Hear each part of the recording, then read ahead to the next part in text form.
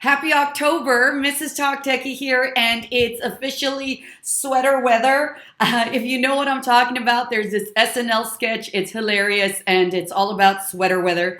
But man, October has just gone by quick, and every time I wanted to kind of work on the newsletter for October, I just felt like I was adding something more to it. And let me do a YouTube video on that so that I can add it to my newsletter. And before you know it, it's already October 25th. OMG. But we're here, we're ready to go. And I hope you guys do enjoy it and find value in this newsletter. I have a lot of things that I want to show you. But most importantly, please make sure that you grab a copy of this newsletter in the description of this video. So if you're on a mobile device, there is a little like down arrow, right? Or triangle that you need to press to be able to see more of the description. So make sure you grab a copy. And of course, guys, give me some affirmation of performance, a thumbs up, subscribe, hit that bell so that you can get notified every time I do upload new content. So let's get started. The very first thing I want you guys to know is when you grab this copy of this resource, all of these are hyperlinked. All of these little chains here, these little links are showing you that there is a hyperlink either to an additional YouTube video where you can grab a copy of that template or to a template itself. So let's get started with the first one. This game right here is called Swat the Bee. And if you've ever played that fly swatter game, it's a kinesthetic game where you split your kids up into two groups and then you project, either you put it on the board or you project words and you do kind of a repetitive kind of game. So you might do a definition of a word and then whichever team or side swats that word, they get the point. So one of the things that I was struggling the most is to get my practice, my pedagogy, my teaching style to provide that continuity in a virtual setting. And so slowly I feel like I'm starting to get there. So if you're interested on how I adapted this into a virtual lesson, into remote learning, take a look at this YouTube video. If you click here again, it'll take you to the video, but it'll also give you that free template. And within that template, I also added others where I did like a Christmas theme one, a fall theme, a sweater weather theme, a Halloween theme as well. And of course, you can always edit them. So let's move on to the next one. And I want to show you here. This is another template, another YouTube video that I created. And what it is if you're having to record your lessons and make them available to your kids, but you don't know how to organize those, this is a great video tutorial that walks you through how to organize them, how to put them in your learning management system. In this case, it's Google Classroom, but I'm pretty sure if you're able to add a link to any of your learning management systems, it'll work as well. So if you want a copy of that template, and also if you want to figure out how to do that so that you're just updating your template and the kids automatically get those updates, it shows you in that YouTube video. Let's move on to this next one. And over here, one of the things that I've seen a lot of teachers struggling with is well, actually their kids are struggling with this, is those text boxes when you digitize your lessons that you had in the past, which might have been like worksheets or handouts, some type of assignment, you're adding those text boxes. So what are kids struggling to do? To identify where you want them to add text, to be more efficient. A lot of the times you have to double click on it, delete the text you added. Maybe you have to customize the colors and stuff so that the kids see, oh, that's where she wants me to add some text. So this is a quick way that'll show you, and it's a 1-minute PD. It's going to show you how you're able to create those text boxes. And you know what? Let me go ahead and click on it, literally 50 seconds, and I think it is going to blow your mind. I fell in love with this hack, and I hope you guys enjoy it too. So if you're creating your worksheets into digital assignments on Google Slides and you're adding those text boxes, check out this really neat trick. It's a total lifesaver and your kids are going to love you for this. So to save yourself some time and your kiddos some time, you want to create these type of text boxes where all the kids have to do is click on it and literally it's ready to go. Versus creating these where you let them know, hey, this is where you're going to add text. They have to double click, they have to delete this text and then start typing. So in order to create these type of text boxes, you're just going to like click and create a new slide. And this is the type of slide you want, because you're going to grab this text box and all I do is copy that one, Control C, and then I paste it, and then you just format it to the colors and text that you want, and it's ready to go. So let's take a look at the Launchpad. And basically what the Launchpad does is it sets up our lesson.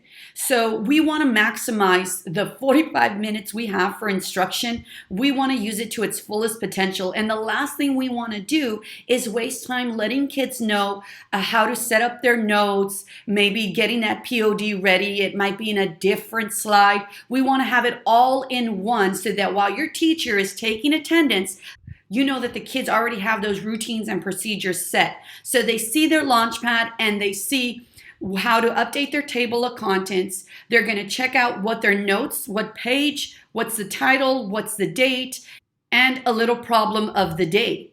Additionally, what supplies are they going to be using that day? And once the teacher's ready to get started, we go over what our content and language objectives are going to be for that lesson. So if you're interested in getting a copy of this, you will also find it right here. Once you get this resource, you click here, it's going to automatically take you to make a copy. It's going to force you to make a copy to your drive. So now it belongs to you. I highly recommend you set this up, and you can change up the colors and customize it, and of course remove my Bitmojis from there. But I wanted to give it just like this so that you see, okay, so this is what she added, but tailor it to your instructional needs. So the next thing I want to discuss is that starred section in your drive. I feel this is something that doesn't get utilized to its fullest potential. When you are in your drive, most of the time you're going to the same folders over and over. And you might have folders within folders within folders. So let's take a look at using that starred feature in your Google Drive. So this is my school drive, and it does have a lot of information. So there are specific folders that I always want to get to quickly, but they're folders within folders within folders. So the best thing to do is to right click whatever you want, even if it's just a document you want to get to really quick. I suggest you right click and you star it. So for example, this one has already been starred. Once you star it, you just go to that starred section in that menu on the left-hand side. And these are my go-to starred folders. And I don't have to be navigating and digging through my drive. So I did want to give that little quick tip and trick. Use that starred. And when you're ready, let's say, if you're working on a unit and you want to keep going to that folder quickly and efficiently, star it. When you're ready to get rid of it, to move it out and put a new one, you can right click and you can remove from the starred folder. So the next thing is interactive notebooks. I am techie. I really am. And I love everything dealing with technology. But I once read an article about digital natives and how sometimes we have an accent. I still have this accent that I can't get rid of, and that is having hard copy notebooks. I have not been able to get into the digital notebooks. It's just something that I can't. Just like my calendars, I use both my Google Calendar and a hard copy calendar as well. It's just an accent I can't get rid of. But I do want to make it so that the kids always have access to my notebook just in case they miss class and they need to be able to get those notes that they missed. So here's a way that I have made it so that it's easy to keep up with and I'm not doing a lot of work. So let me show you what I've created. It is using Padlet. Now, if you haven't heard of Padlet yet, it's literally a virtual bulletin board. So you want to show off some kids' work, you want to have kids post things, you can always use it for that. And of course, the possibilities are endless, but let me just show you how I've used it so that my kids have access to my master notebook just in case they miss class or maybe they had connectivity issues. So let me take you to Padlet. So on here is my virtual bulletin board that is my notebook. And this is just for demo purposes, but I wanted you guys to see how easy it would be to use this. What I've done is I've taken pictures of my digital notebook. So class ends, take a picture and upload it here. And you can do it all from your cell phone. So there's no taking a picture, uploading it to your drive, downloading it, adding it here. All you have to do is download the app on your phone, log in with your teacher account, and just like you see this little pink button right there, you would have the same thing on your phone. And you'd click on it, and let me just show you how easy it is. Of course, this is on my desktop, but just like this, you see this up arrow. You could use this up arrow if you already have the picture saved on your phone, or use the camera straight from your phone, take it, and upload it. It's super easy. Now, once you do that, you can organize the titles as you'd see fit. So maybe page 1 and the date.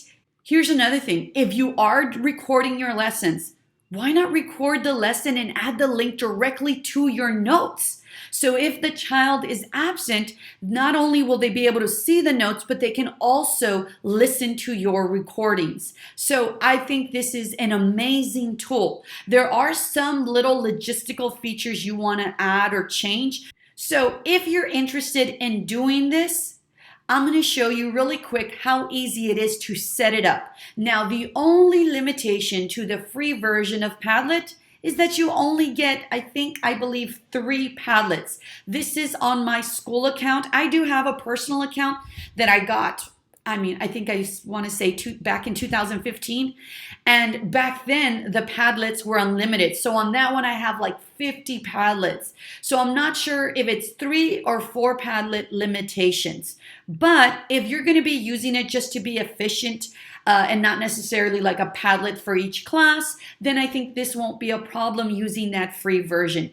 Of course, there's always ways to MacGyver things. You can have multiple accounts, right? How many Gmail accounts do you have? I have like 7. So if the limitation is, let's say 3, that's 21 Padlets I can actually have. But don't say anything to Padlet. So let me just create one really quick. I'm going to try not to prolong this video tutorial because I know that I do tend to get very detailed in my information. But here you go. Make a Padlet. I want to choose from all these just the regular wall Padlet. And what I love about it is if you don't care about customizing it and all that, it does all that work for you. You just add your title here. So I'm just going to put INB, so interactive notebook. You could add more. Oops. You can add more to it.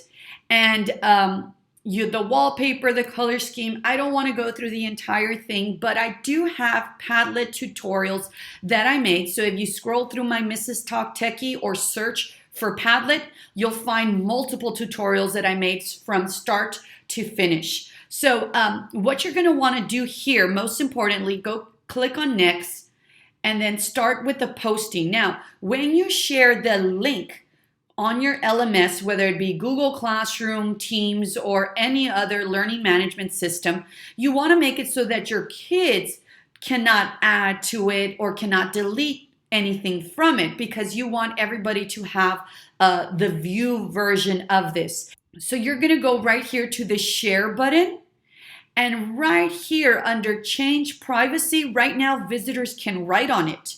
So you're going to change the privacy and you're going to make it so that visitors need permission and they can only read.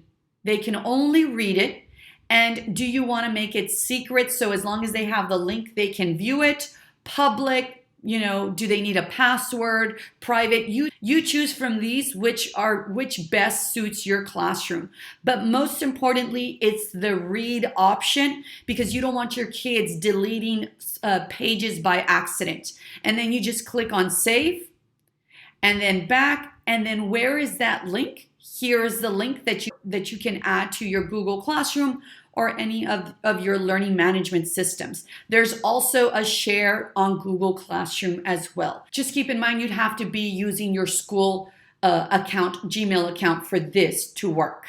All right. So then after that, that's how easy it is. Just make sure you have the app, download it, you can start posting, and your kids will automatically be able to see all the work. I hope you guys use it, try it out, and if you have any questions, feel free to reach out to me. I try my best to respond as soon as possible. So the last thing, and one of my favorite things, because I'm all about being efficient.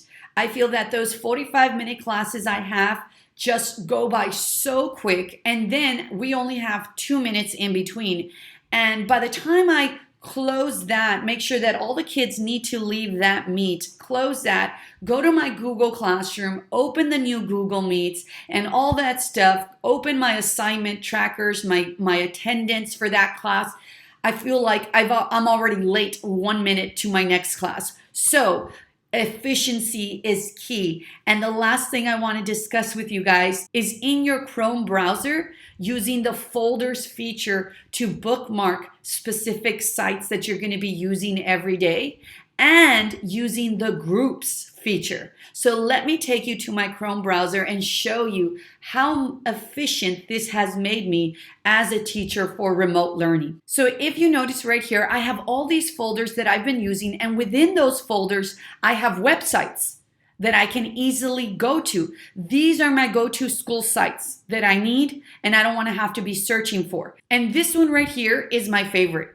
I have my Google Classrooms right here, easily and readily available for me to open up as soon as I start a new class. Now, if you are like a department head or some type of leader in your campus, you've probably been added as a co-teacher. So your Google Classroom with your classes is probably filled with so many teacher classrooms. I was feeling the pressure to sort through them just to find my Google Classrooms. So it is so easy to be able to do this. All you do is, once you're on your browser, all you want to do is right-click your browser right here in this toolbar, and you're going to add a folder. Once you add that folder, you can name it, and it's going to show up right here. If it doesn't show up, it's because you probably have a lot of bookmarks. So you want to go to these two little arrows, and then you'll see all the different bookmarks and the folder that you just created. So for example, this bookmark that says vectors doesn't fit in my browser. So that's why I have to go there to find my vector websites. So what do you do next? Let's say, for instance, this becomes my interactive notebook Padlet that I want to have quick access to. Once you create your folder, all you have to do is make sure that you selected it, grab that, and just drag it over. And so I'm going to drag it over right there, click, and there it is. Super easy to use. Now, what else have I been using that has now blown my mind and really made things easy? This is grouping your bookmarks. So here I have my second period bookmarks. Second period is about to start. I'm going to click on it. I have my Google Classroom. I have my Meets attendance, and I have my assignment tracker. And they're all open for me here. I click here, and they kind of condense back. So how do I make that? Look how easy it is, guys. I'm going to go to my third period class, and I've opened it up. I'm also going to open a new site, and I'm going to do my third period attendance. So I'm opening up all the tabs I want to group. And finally, my assignment tracker for third period as well. So now that I have all of those right here, notice they're all right here. Let me delete this one. So these are the ones I want to group up. They're all my third period tabs that I need open. I'm going to right click, add tab to group, and I'm going to create a new group. And I'm going to call this group third period, and I want to make it a different color. There we go. And all I want to do after that is grab the next tab and drag it over. Notice that it's pink, and now it's in there. And then I'm going to grab this other one, and it's pink, and it's in there. All of these are part of my third period. There you go. And that wraps up our Sweater Weather October newsletter. I want you guys to go search for that Sweater Weather SNL skit. You're going to love it. I think it's hilarious. But again, guys, thank you so much for taking the time to watch. Don't forget to grab a copy of this actual PDF document. It is hyperlinked. As well as if you want to follow me on my different social media platforms. Of course, here I'm on YouTube. Find me on Facebook. I do have a page on Facebook, and I'm very active on Facebook, as well as Twitter, TikTok. I love TikTok. It's all about 1-minute PD sessions. On Instagram, I am limited to, I can't respond to anybody when I post. I can't put text. I don't know what's going on. Believe me, I'm not a troll. I didn't do anything bad, but for some reason, I can't like anybody's posts. I can't respond to anybody's comments. And when I post something, it doesn't let me add text. So I'm just literally like posting a picture. It's been like that for months, and I've tried to reach out to Instagram, and it won't let me fix it. So bear with me when it comes to that. And of course, I am on Pinterest as well. Thank you guys. Have a wonderful rest of your weekend. And if you do celebrate Halloween, be careful, be safe, guys, and we'll see you next month.